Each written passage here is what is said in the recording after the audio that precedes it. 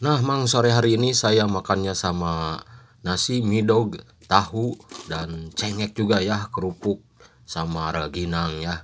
Nah, ini dia yang mewah, ini namanya lotek kalau di saya ya, di kalian apa namanya?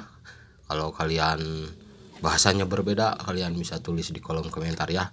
Dan jangan lupa kalau mau makan baca bismillah dulu ya. Oke, Mang, ini pedes sekali ya buat saya. Oke.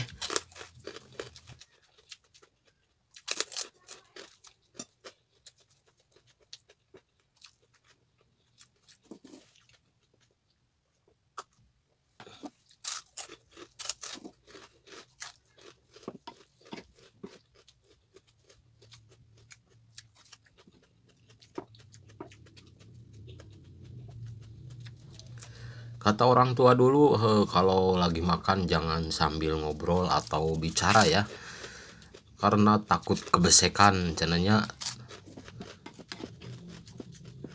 Jadi saya mau fokus makan saja ya. Kalian tonton saja saya lagi makan. Oke, Mang.